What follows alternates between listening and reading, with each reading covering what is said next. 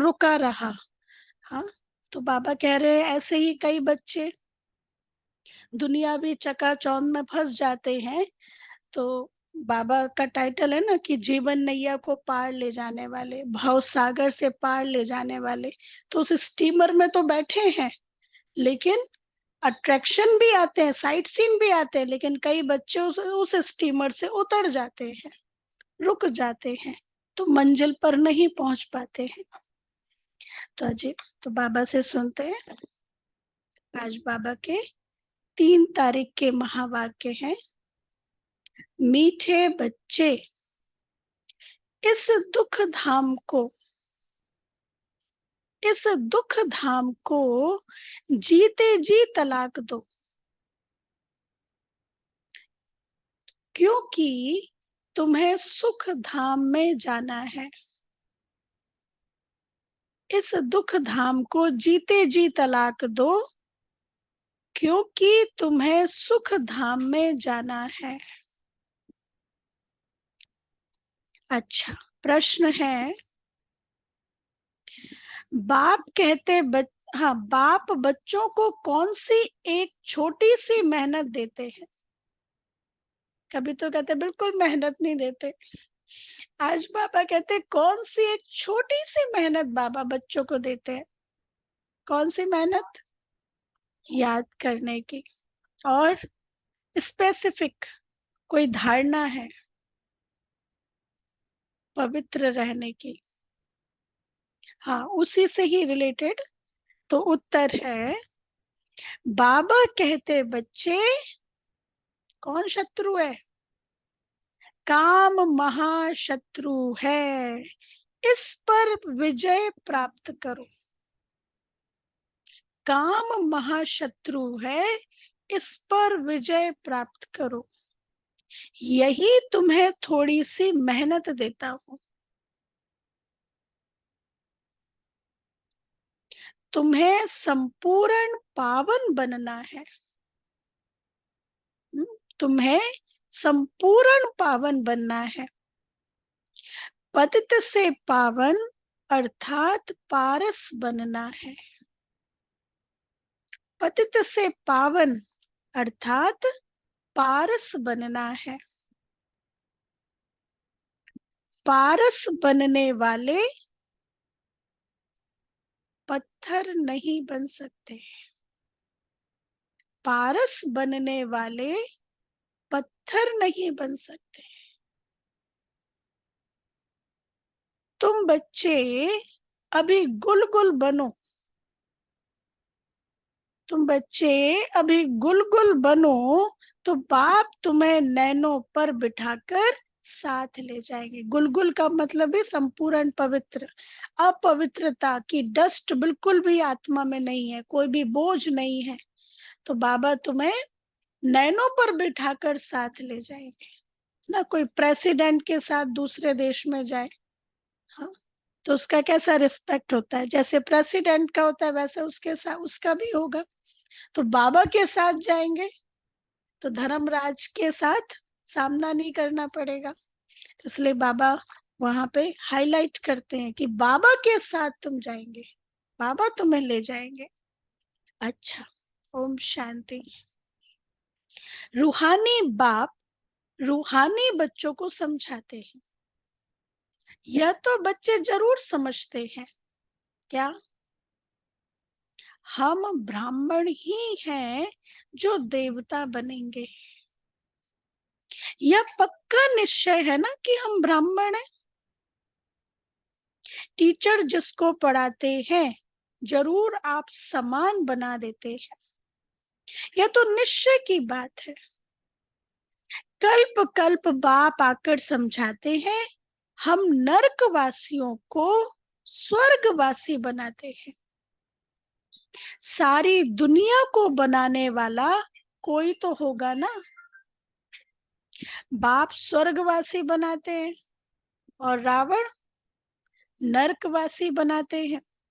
इस समय है रावण राज्य, सत्युग में है राम राज्य। राम राज्य की स्थापना करने वाला है तो जरूर रावण राज्य की भी स्थापना करने वाला कोई होगा। राम भगवान को कहा जाता है, भगवान नई दुनिया स्थापन करते हैं। ज्ञान तो बहुत सहज है, कोई बड़ी बात नहीं है, परंतु बाबा कहते हैं ज्ञान तो बड़ा सहज है, कोई नई बात नहीं है, परंतु परंतु कोई बड़ी बात नहीं है, परंतु पत्थर बुद्धि ऐसे हैं जो पारस बुद्धि होना ही असंभव समझते हैं कि मुश्किल है, असंभव समझते हैं। नरकवासी से स्वर्गवासी बनने में बड़ी मेहनत लगती है, क्योंकि माया का प्रभाव है। कितने बड़े बड़े मकान 50 मंजिल 100 मंजिल के बनाते हैं। स्वर्ग में कोई इतनी मंजिल नहीं होती है, क्योंकि वहां पे तो जमीन ही बहुत है। आजकल यहाँ ही बनाते रहते हैं, कंपटीशन करते हैं, हमारे देश में सबसे ऊंचा टावर है।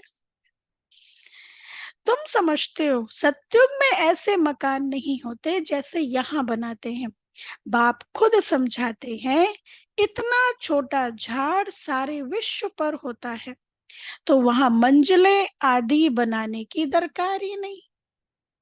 ढेर की ढेर जमीन पड़ी रहती है, और यहाँ तो जमीन है नहीं, जमीन है भी तो दाम बढ़ गया है। कितनी कॉस्टली जमीन है, वहां तो जमीन का भाव लगता ही नहीं। बाबा क्या कहते, वहां तो जमीन का भाव लगता ही नहीं, ना म्यूनिसिपल टैक्स आदि लगता है। जिसको जितनी जमीन चाहिए ले सकता है, जिसको जितनी जमीन चाहिए ले सकता है। वहां तुमको सब सुख मिल जाते हैं, सिर्फ एक बाप की इस नॉलेज से। जो अभी हम पढ़ाई पढ़ रहे हैं, ये सर्व सुखों का आधार है। मनुष्य 100 मंजिल आदि जो बनाते हैं, उसमें भी पैसे आदि तो लगते हैं ना, वहां पैसे आदि लगते ही नहीं, अथाह धन रहता है। पैसे का वहां कदर नहीं, मतलब इतना धन रहता है, जैसे यहाँ बालू ईंट पत्थर होते हैं ना, ऐसे वहां पे खैर वो भी पैसे में आती है है ना, तो वहां पे तो वो भी नहीं आता पैसे में। ढेर पैसे होंगे तो क्या करेंगे, सोने हीरे मोतियों के महल आदि बना देते हैं। अभी तुम बच्चों को कितनी समझ मिली है, समझ और बेसमझ की ही बात है। सतो बुद्धि और तमो बुद्धि, हम तमो से सतो बुद्धि की तरफ जा रहे हैं, सतो प्रधान बनते जा रहे हैं। सतो प्रधान स्वर्ग के मालिक और तमो गुणी बुद्धि नरक के मालिक ना। तो जो सतो प्रधान बुद्धि होंगे वो नरक में मालिक नहीं हो सकते। तमो तमो प्रधान बुद्धि नरक के मालिक। यह तो स्वर्ग नहीं है, यह है रौरव नरक। बहुत दुखी है, इसलिए पुकारते हैं भगवान को, फिर भूल जाते हैं। कितना माथा मारते, कॉन्फ्रेंस आदि करते रहते हैं कि एकता हो जाए, यूनिटी हो जाए, एकता हो जाए, परंतु तुम बच्चे समझते हो यह आपस में मिल नहीं सकते। अंदर में समझते हैं यह आपस में मिल नहीं सकते, यह सारा झाड़ जड़ जड़ी भूत है, फिर नया बनता है। तुम जानते हो कलयुग से सतयुग कैसे बनता है, यह नॉलेज तुमको बाप अभी ही समझाते हैं।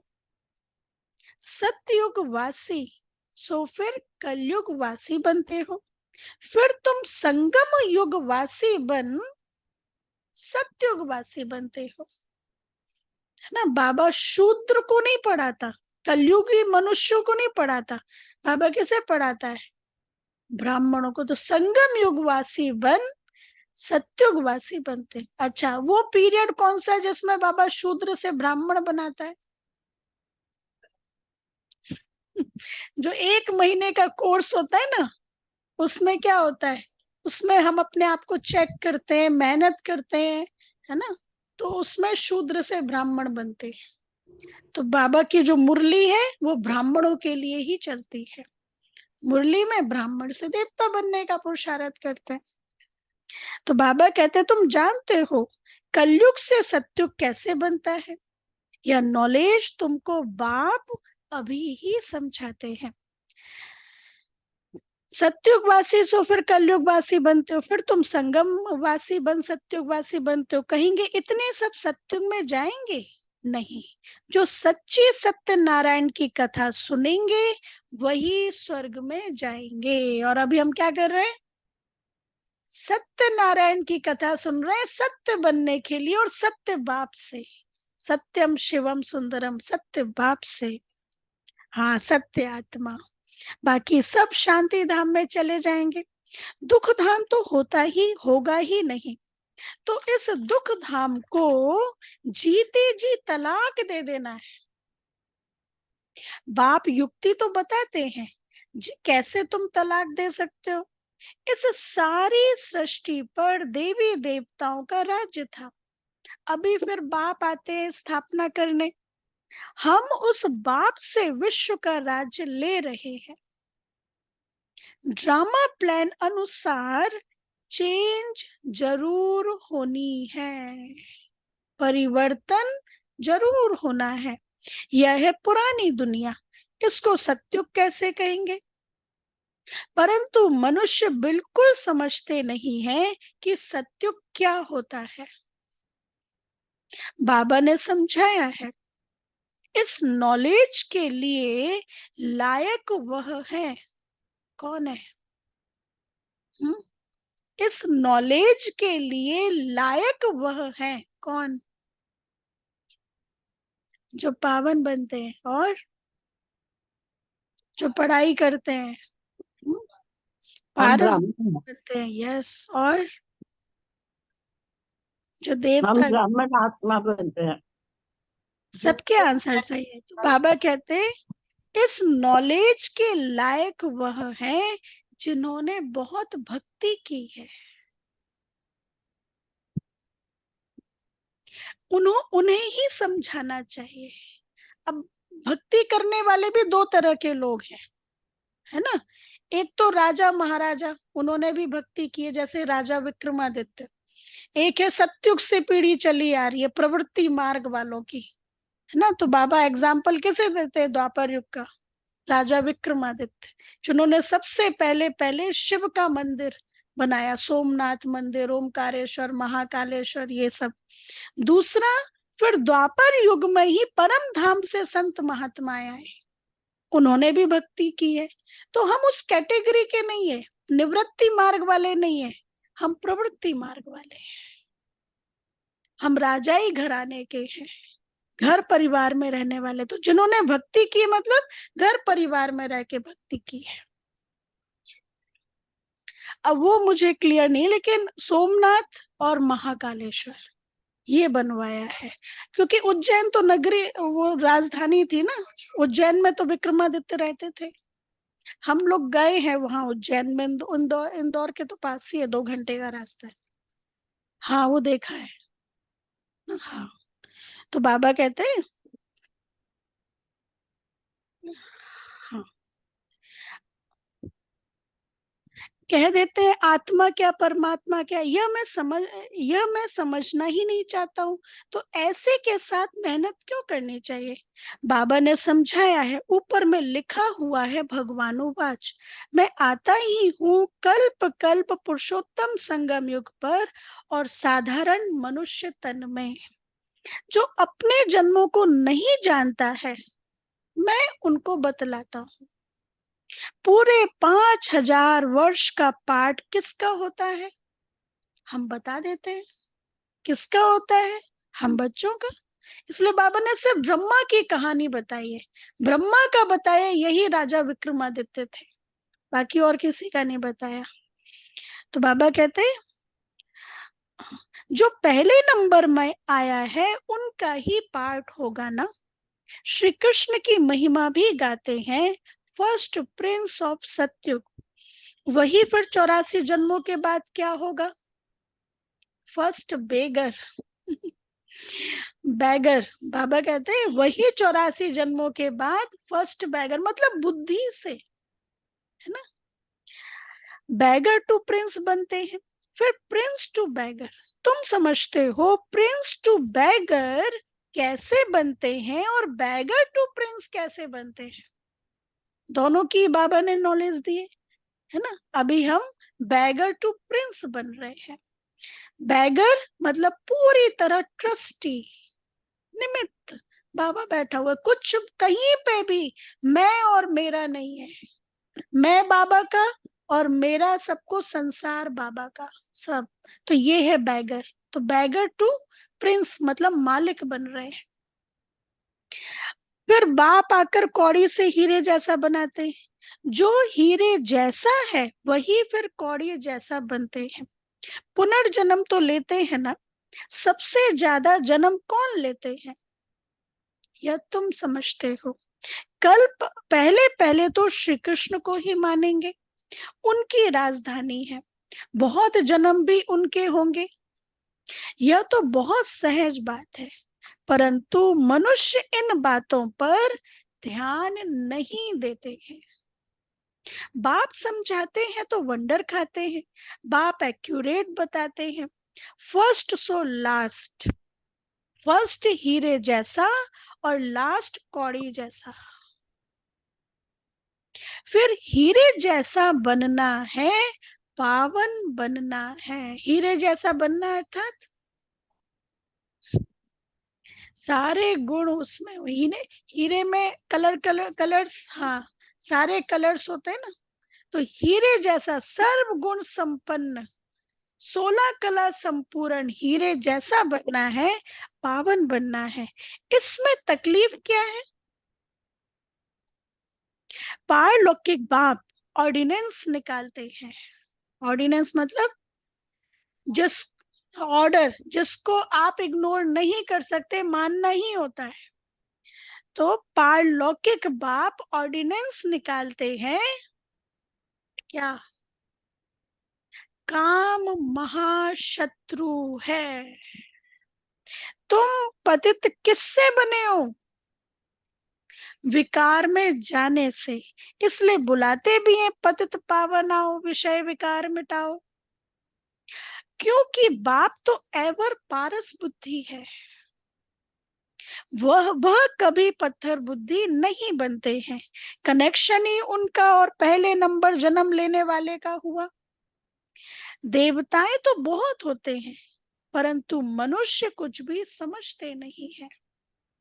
क्रिश्चियन लोग कह देते हैं क्राइस्ट से 3000 वर्ष पहले पैराडाइज था, और क्राइस्ट को आए हुए कितना समय हुआ?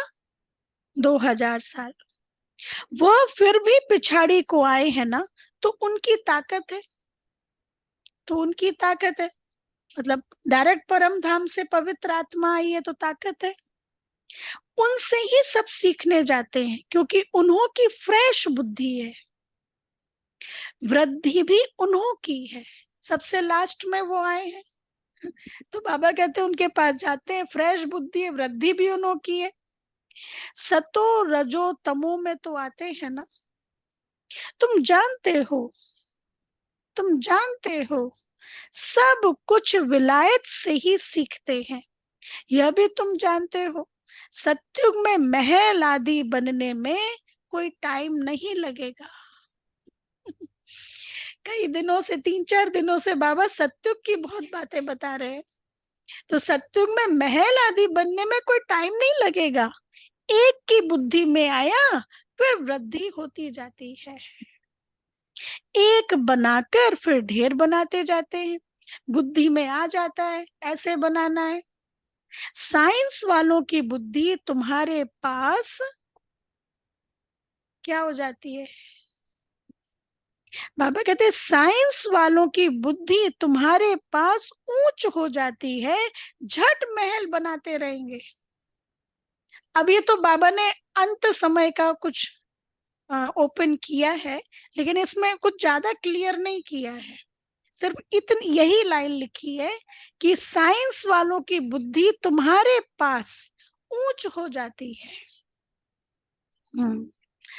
ऊंच हो जाती है, क्योंकि क्या है ना, इस हाँ अब जैसे वो था ना, बाबा ने जब अब्दुल कलाम जी आए थे बाबा से मिलने के लिए, तो बाबा ने कहा था अब्दुल कलाम जी को कि आपको आप जैसे मिसाइल्स बनाई है, ऐसे ही सत्युग का भी निर्माण करना है, ऐसे कुछ कहा था बाबा ने। और फिर ये भी बात है, जब स्पिरिचुअलिटी उसमें आ जाती है तो प्यूरिटी बढ़ जाती है, तो एनर्जी चैनलाइज होती है, तो वो एनर्जी कैसा निर्माण करेगी, है ना। जो चीज किस तरह प्यूरिटी आ गई आपके अंदर है, पावर है, तो प्यूरिटी आ गई, तो वो निर्माण किस तरह का करेगी, है ना। पॉजिटिव निर्माण करेगी, अच्छी चीजों का निर्माण करेगी। तो इसी तरह से तो बाबा कहते हैं,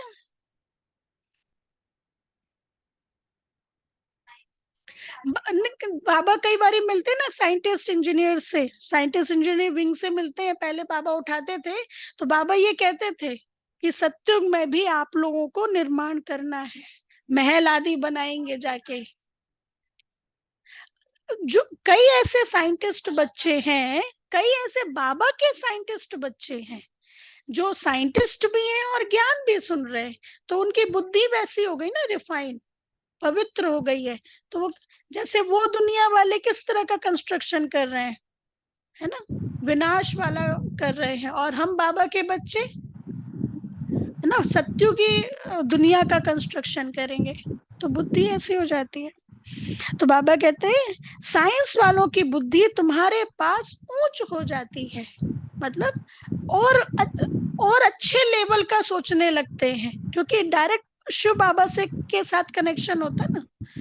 अच्छा, झट महल बनाते रहेंगे, यहाँ मकान व मंदिर बनाने में 12 मास लग जाते हैं, और वहां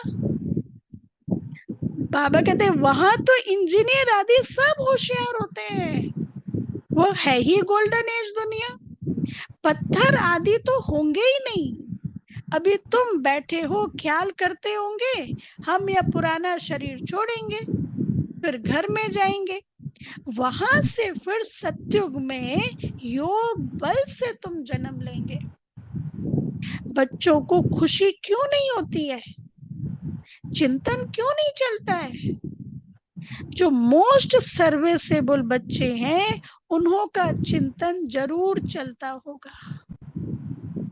बाबा कहते हैं ऐसे सत्युग के ख्याल करना चाहिए, चिंतन चलाना चाहिए, कि एक तरफ हमारे लिए सत्युग के महल बनेंगे, और दूसरी तरफ हम आत्माएं शरीर छोड़ेंगे, ये सोच के अंतिम थॉट हमारा कौन सा होगा, कि अब परम धाम जाना है, फिर सत्युगी दुनिया में आना है, ये अंतिम थॉट हमारा होगा।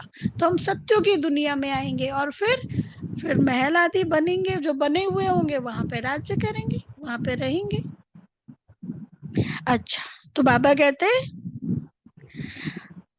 हाँ, जो मोस्ट सर्विसेबल बच्चे हैं उन्हों का चिंतन जरूर चलता होगा। जैसे बैरिस्ट्री पास करते हैं तो बुद्धि में चलता है ना, हम यह करेंगे यह करेंगे, तुम भी समझते हो हम यह शरीर छोड़ जाकर जाकर यह बनेंगे ना, देवी देवता में से हम देख लें अपना कि हमें क्या बनना है, हम यह बनेंगे, याद से ही तुम्हारी आयु वृद्धि को पाएगी। अभी भी बेहद बाप के बच्चे हैं, यह ग्रेड बहुत ऊंची है। कौन सी ग्रेड, स्टेटस ग्रेड, कौन सा, हम बेहद के बाप के बच्चे हैं, यह ग्रेड बहुत ऊंची है। तुम ईश्वरीय परिवार के हो, गॉडली फैमिली, भगवान हमारा पिता है, उस कॉन्शियस में रहना। वो तो सत्युग द्वापर युग में तो होंगे ही हम भगवान के बच्चे, लेकिन कॉन्शियस नहीं होगा। लेकिन यहाँ पे कॉन्शियस है कि हम उसके बच्चे हैं और हम ईश्वरीय फैमिली के हैं, तो ये ग्रेड बहुत ऊंची है। उनका कोई और संबंध नहीं है, भाई बहन से भी ऊंच चढ़ा दिया है। भाई भाई समझो, ये बहुत प्रैक्टिस करनी है। भाई का निवास कहाँ है? सामने वाले भाई का निवास कहाँ है? आत्मा तक। बाबा 4-5 दिनों से इसी पर फोकस कर रहे हैं, प्रैक्टिस करना है। भाई भाई समझो। इस इस तख्त पर अकाल आत्मा रहती है। यह तख्त सभी आत्माओं के इस समय सड़ गए हैं, मतलब बीमार हो गए हैं। सबसे जास्ती तुम्हारा तख्त सड़ गया है। आत्मा इस तख्त पर विराजमान होती है। भ्रकुटी के बीच में क्या है? यह बुद्धि से समझने की बातें हैं। आत्मा बिल्कुल सूक्ष्म है, स्टार मिसल है। बाप भी कहते मैं भी बिंदी हूँ। मैं फिर तुमसे बड़ा थोड़े ही हूँ, मतलब साइज में। मैं फिर तुमसे बड़ा थोड़े ही हूँ। तुम जानते हो हम शिव बाबा की संतान है। अब बाप से वर्षा लेना है, लेना है तो एक प्रैक्टिस करो। अपने को भाई भाई आत्मा समझो। बाप तुमको सम्मुख पढ़ा रहे हैं। कौन बैठा है सामने? बाबा तुमको सम्मुख पढ़ा रहे हैं। All mighty authority, supreme teacher सम्मुख पढ़ा रहे हैं। आगे चल और ही कशिश होती जाएगी। यह विघन भी ड्रामा अनुसार पढ़ते रहते हैं।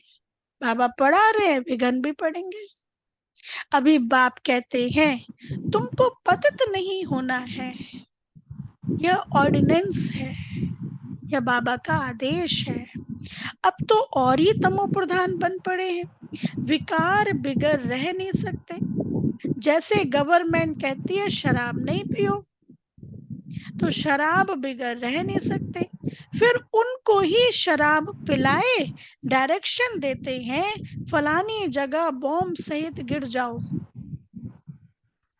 कितना नुकसान होता है। तुम यहाँ बैठे बैठे विश्व का मालिक बनते हो। ह्यूमन बॉम्ब होते हैं ना, तो बाबा कहते हैं कितना नुकसान होता है। तुम यहाँ बैठे बैठे विश्व का मालिक बनते हो, वह फिर वहां बैठे बैठे बॉम्ब्स छोड़ते रहते हैं। सही बात है, हम भी बैठे हैं, वो भी बैठे हैं। बैठे बैठे दुनिया के विनाश के लिए प्लानिंग करते रहते हैं, है ना। और हम यहाँ बैठे बैठे विश्व के मालिक बनने की प्लानिंग करते रहते हैं, बन रहे हैं।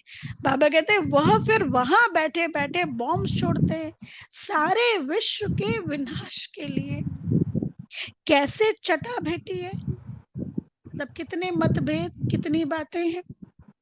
तुम यहाँ बैठे बैठे बाप को याद करते हो और विश्व का मालिक बन जाते हो।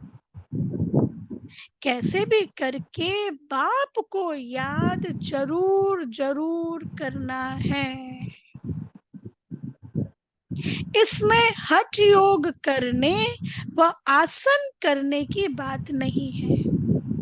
बाबा कोई भी तकलीफ नहीं देते ना, जिसको जैसे सहज हो बैठना वैसे बैठ सकते हैं।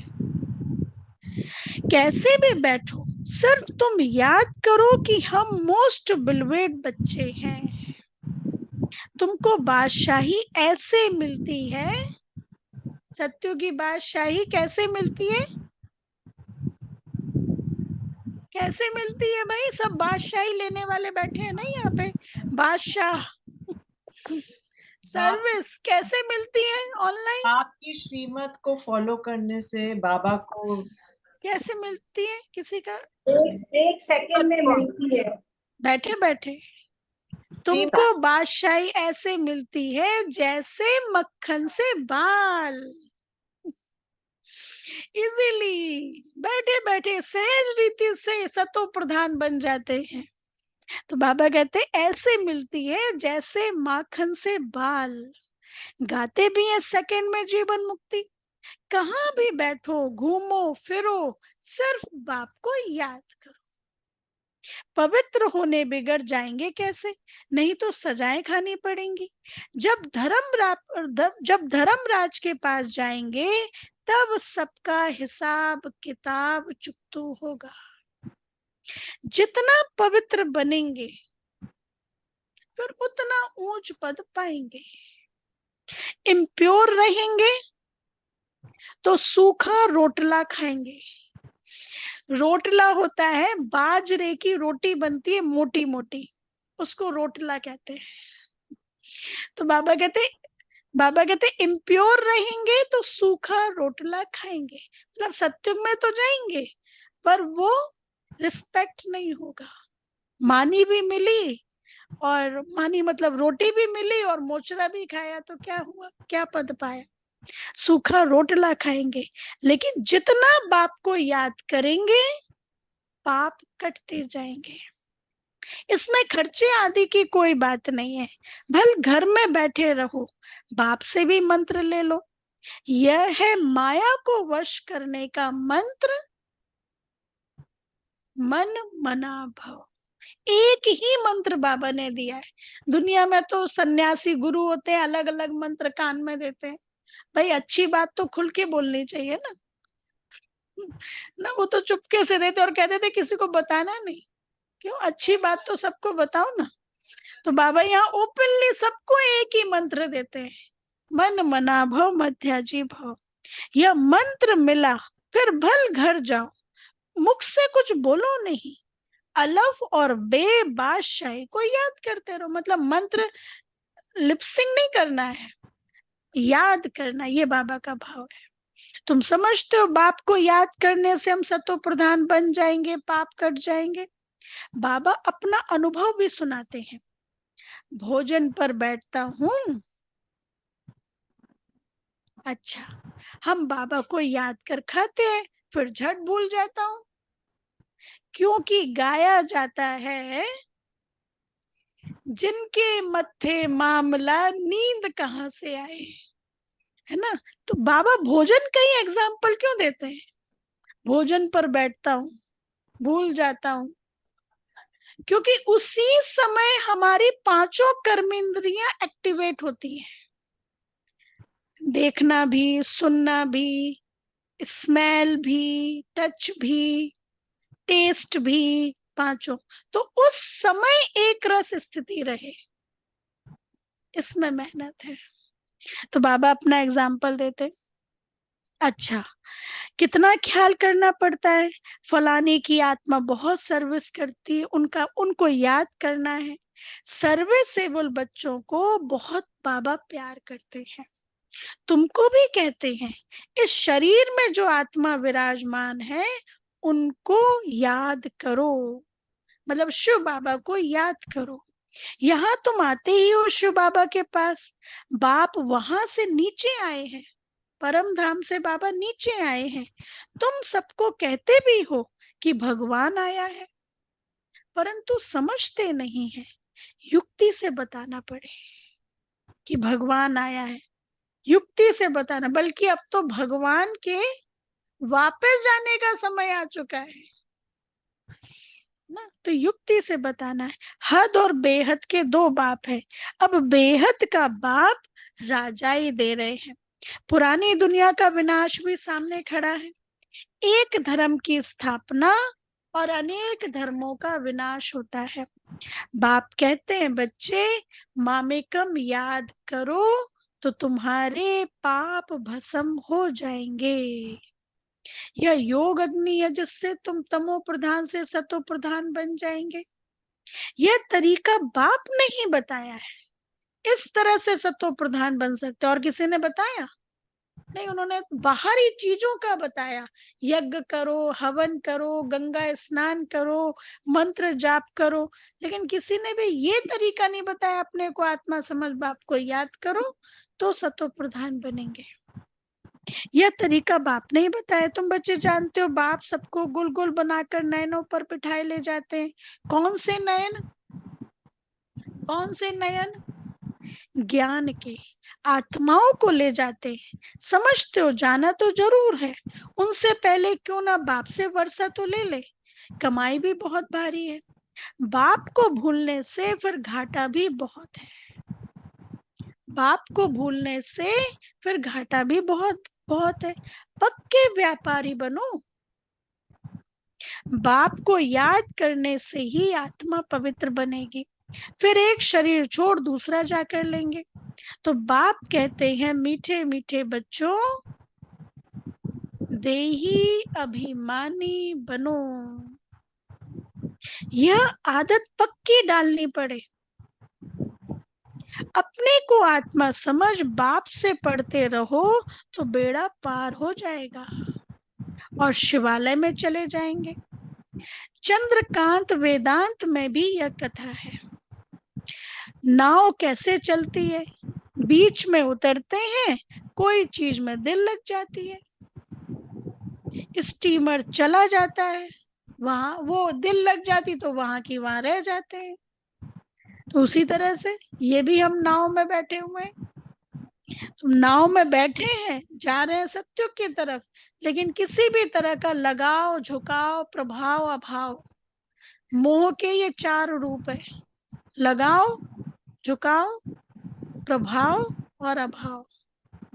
ये चीजें स्टीमर से उतार देती है। तो बाबा कहते हैं, इस उतरना नहीं है स्टीमर से, स्टीमर में ही बैठे रहेंगे, परिस्थितियां आएंगी लेकिन सत्युग तक पहुंच जाएंगे। अच्छा, तो बाबा कहते हैं स्टीमर चला जाता है, दिल लग जाती है, या भक्ति मार्ग के शास्त्र फिर भी बनेंगे, तुम पढ़ेंगे, फिर जब बाबा आएंगे तो यह सब छोड़ देंगे। बाबा आते हैं सबको ले जाने। भारत का उत्थान और पतन कैसे होता है, कितना क्लियर है। यह सांवरा और गोरा बनता है, ब्रह्मा सो विष्णु, विष्णु सो ब्रह्मा। कैसे बनते हैं अभी ये क्लियर है ना, ब्रह्मा सो विष्णु, विष्णु सो ब्रह्मा। एक तो सिर्फ नहीं बनता है ना, यह सारी समझानी, हम सब बनते हैं। श्री कृष्ण की भी समझानी है, गोरा और सांवरा। श्री कृष्ण ही सत्युग में गोरा है, फिर द्वापर कलयुग में सांवरा है। हम भी सत्युग में गोरे हैं, द्वापर कलयुग में सांवरे हैं। स्वर्ग में जाते हैं तो नरक को लात मारते हैं। ये चित्र देखा किसी ने, सत्य श्री कृष्ण का घुटने के बल लेटे हैं। अच्छा, नहीं, हाँ, एक हाथ में, हाँ, सत्युग, सत्युग है, हाँ, ग्लोब के अंदर सत्युग है, हाँ, नहीं नहीं, वो, हाँ, पीछे नरक है, आगे स्वर्ग लिखा है उसमें ग्लोब में, और पीछे लात मार रहे उसको नरक लिखा है। पहले पांडव भवन में जाते थे ना, माउंट आबू पांडव भवन में, तो गेट के ही अंदर वहां पे रहता था, अभी भी है। अच्छा, तो बाबा कहते हैं, हाँ, श्री कृष्ण को दिखाते नर्क को लात मारते हैं। अब हम सत्युग में जा रहे हैं, नर्क को लात मार दी ना सबने। ये तो नहीं कि जो लात मारी हुई चीज है वापस से याद आए। तो बाबा कहते तुम नर्क को लात मारते हो। ये चित्र में क्लियर है ना, राजाई के चित्र भी तुम्हारे बनाए थे। अच्छा, मीठे मीठे सिके लदे बच्चों प्रति मात पिता बाप दादा का याद प्यार और गुड मॉर्निंग। रूहानी बाप की रूहानी रूहानी बच्चों को बच्चों को नमस्ते। नमस्ते। हम हम रूहानी रूहानी बच्चों की बच्चों रूहानी रूहानी बाप दादा माता को पिता बाप दादा याद को याद प्यार, गुड प्यार मॉर्निंग, नमस्ते, गुड नमस्ते, मॉर्निंग। शुक्रिया बाबा, बाबा शुक्रिया। प्यारा बाबा, थैंक यू बाबा, धारणा वाह के लिए वाह मुख्य वाह वाह। सार, फर्स्ट पॉइंट,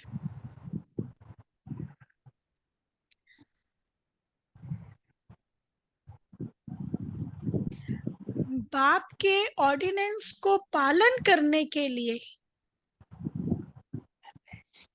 बाप के ऑर्डिनेंस को पालन करने के लिए हम आत्मा भाई भाई हैं।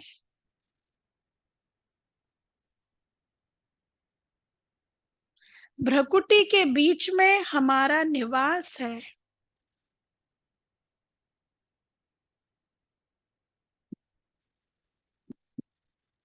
हम बेहद बाप के बच्चे हैं।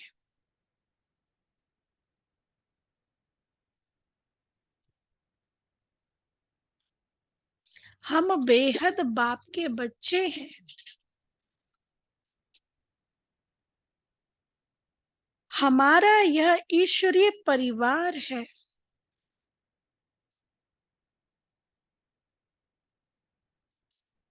हमारा यह ईश्वरीय परिवार है। इस स्मृति में रहना है।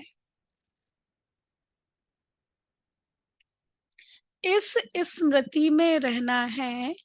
देही अभिमानी बनने की आदत डालनी है। देही अभिमानी बनने की आदत डालनी है।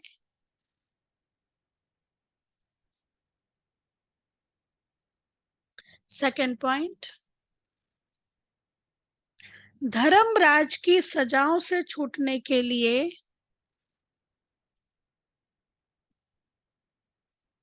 धर्मराज की सजाओं से छूटने के लिए अपने सब हिसाब किताब चुकतू करने हैं। अपने सब हिसाब किताब चुकतू करने हैं।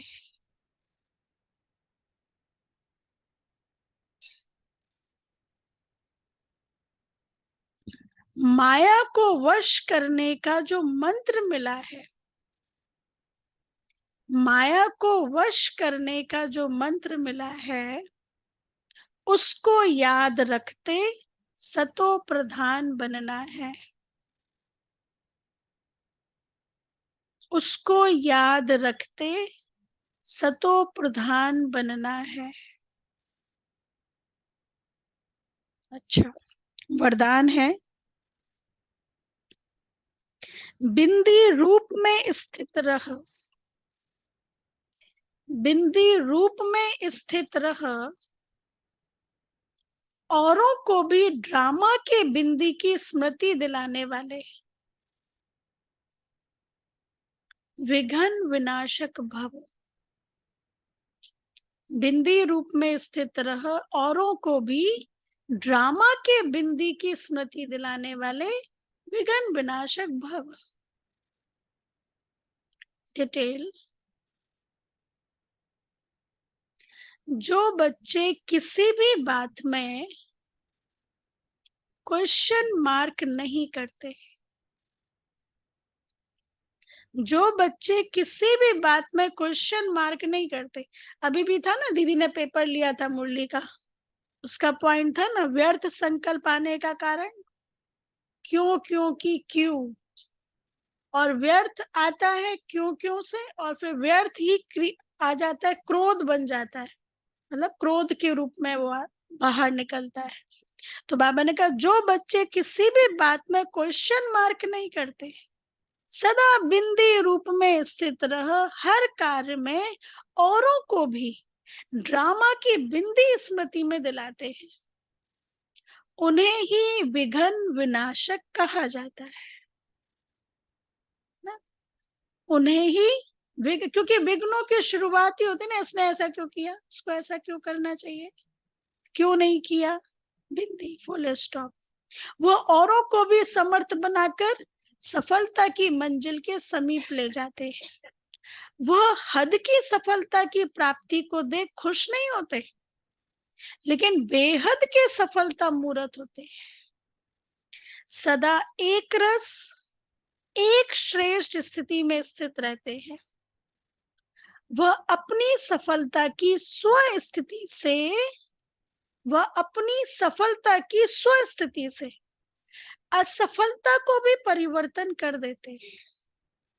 हाँ, बेहद की सफलता मतलब मेरी स्थिति सबसे अच्छी है, लॉन्ग टाइम की सब। एक होता है पत्ती को ठीक करना, पेड़ में कीड़ा लगा हुआ है, एक होता है पत्ती में कीड़ा लगा है तो पत्ती में दवाई डाली, दूसरा है जड़ में दवाई डाली, तो पूरे पेड़ में कीड़ा नहीं लगेगा ना। तो पत्ती को ठीक करना मतलब थोड़े समय के लिए बाबा से योग किया, ये प्रॉब्लम ठीक हो जाए, लेकिन आत्मा को पवित्र बनाना, ये जड़ में पानी डालना।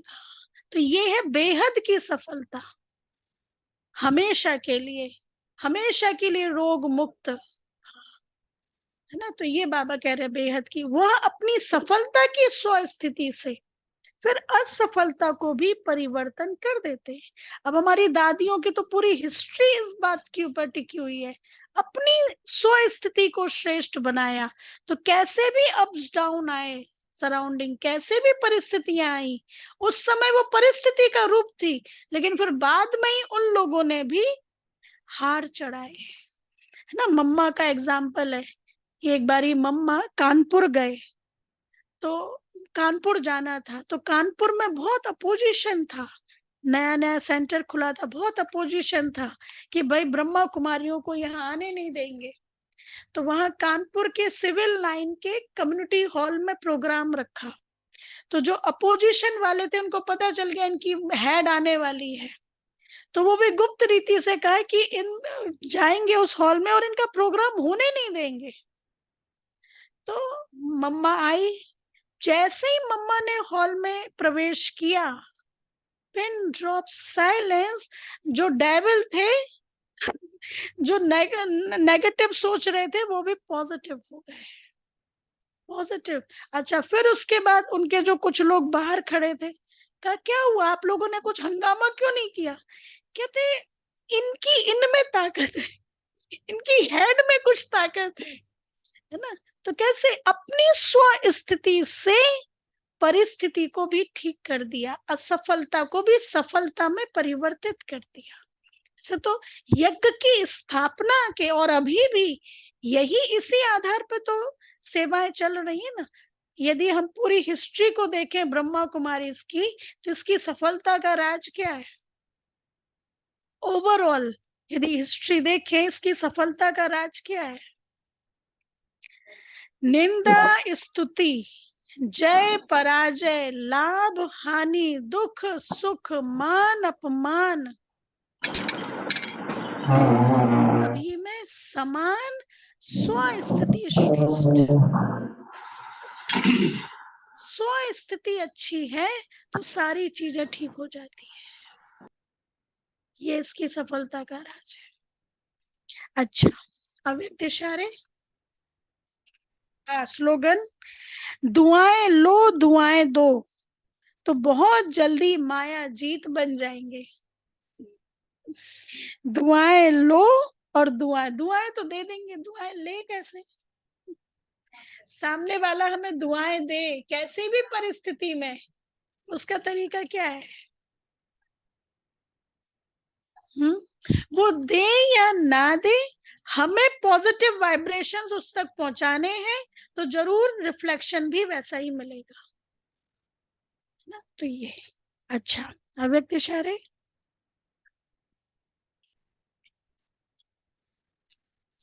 अच्छा सेकंड पॉइंट, नहीं थर्ड पॉइंट, अव्यक्त इशारे, रूहानी क्षमा को वही परवाना पसंद है, रूहानी क्षमा को वही परवाना पसंद है जो खुशी में गाना और नाचना जानता है। इसके लिए जो मेरे मेरे की लंबी लिस्ट है, मेरा पुत्रा, मेरा धोत्रा, मेरा घर, मेरी बहू, अब इसे समाप्त करो। अनेकों को भुलाकर एक बाप को याद करो, तो मेहनत से छूट आराम से खुशी के झूले में झूलते रहेंगे। वैसे भी बाबा यहाँ पे इनडायरेक्ट बोल रहे, मोह जीत बनना है ना। मोह थोड़े समय का वो आनंद लगता है, लेकिन वो प्रॉब्लम क्रिएट करता है ना। तो इसलिए जो मेरा मेरा है उसको बुलाकर एक बाप को याद करो, तो मेहनत से छूट आराम से खुशी के झूले में झूलते रहे। अच्छा, ओम शांति। ठीक है, अभी हम थोड़ी देर योग करेंगे, 15 मिनट। ओम शांति। अनाउंसमेंट। ओम शांति।